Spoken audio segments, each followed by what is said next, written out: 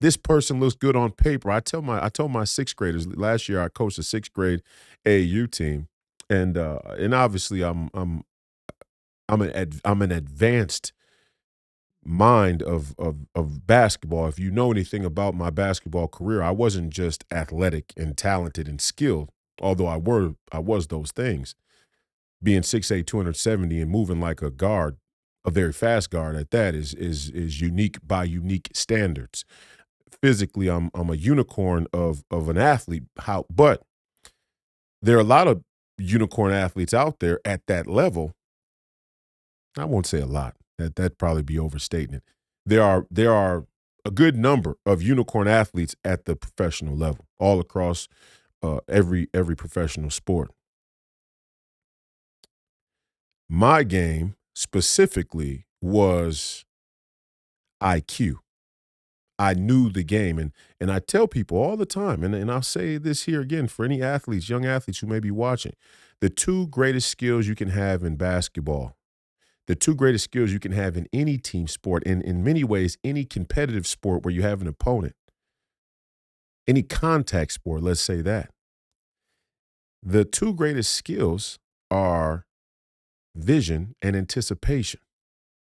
Can I see, can I anticipate what's going to happen before it happens? We're just talking about that today in the high school practice with the team. You have to be able to anticipate what will happen next. You have to predict what will happen next. This is what a great boxer does. This is what made Floyd Mayweather great. This is what made Muhammad Ali great.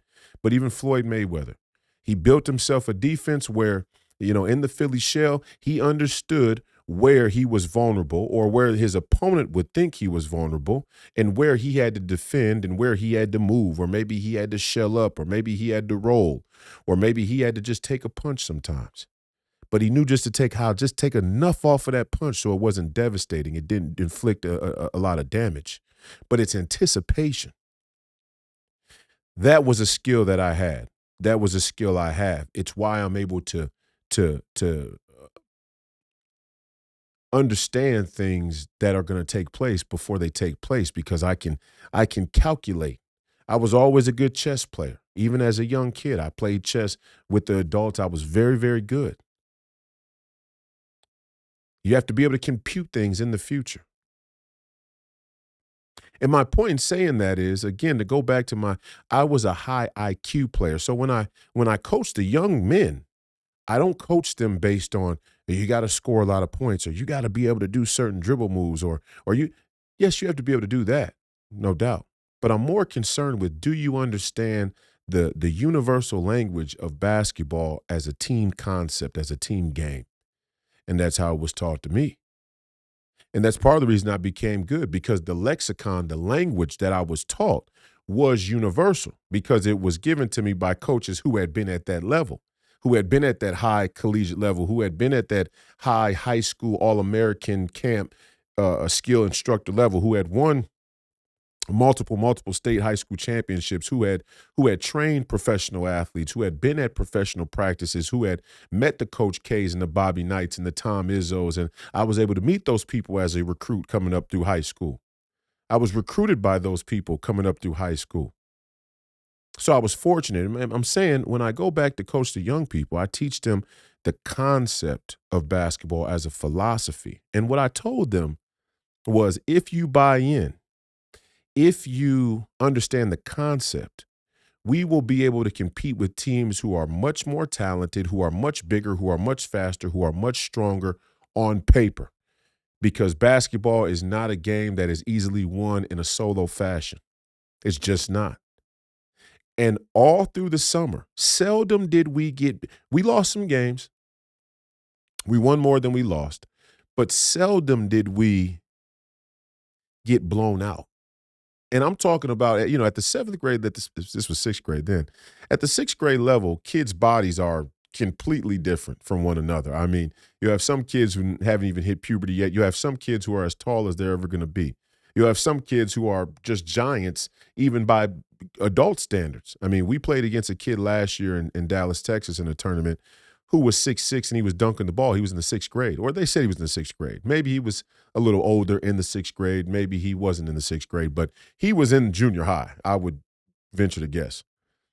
And he was dunking the basketball in warmups. And I remember we were in warmups, and he went to go dunk the ball, and my team was on the court warming up, and they all looked, and their eyes were huge, like they had seen like they had seen Bigfoot, or they had seen a mermaid or some extraterrestrial creature. And I just called them in and I said, "Are you guys serious? You're worried because he can dunk a ball? What does that matter? His size doesn't matter. His size does not matter if you're willing to play hard and help each other." And that team beat us by 5 points. Now imagine, there's not a kid on my sixth grade team or who was on my sixth grade team who could dunk then or can even dunk now. They're still not dunking. It's a whole year later, almost, and almost starting another summer. None of them can dunk now.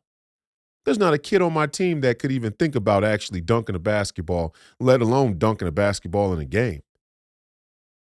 That team beat us by 5 points. And on top of having a kid who could dunk, who was actually about 6'6", I'm 6'8", the kid was 2 inches shorter than me in the sixth grade. They had probably the best guard with the best floor game we had seen all summer.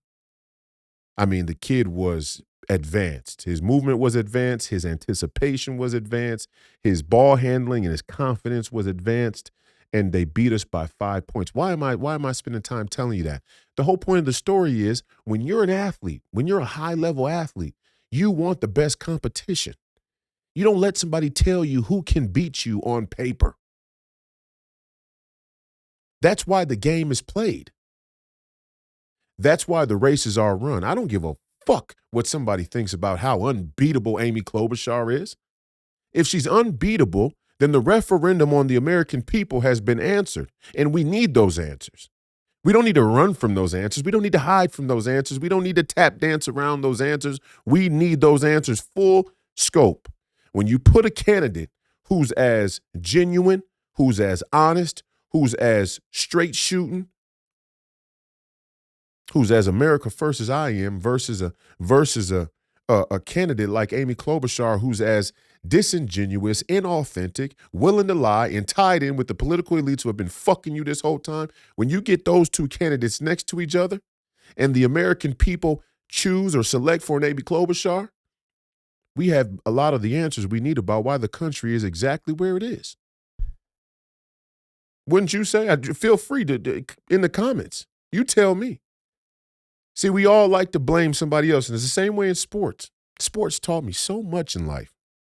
I'm so thankful. But I'm thankful because I came up around coaches and basketball in a way that gave me that insight of how sports shows you a lot about life. I'm teaching my son that now. I was just with my son in the gym this morning. I had him jumping rope. And this morning, and in general, he has, trouble focusing. Now, they said says he has dyslexia.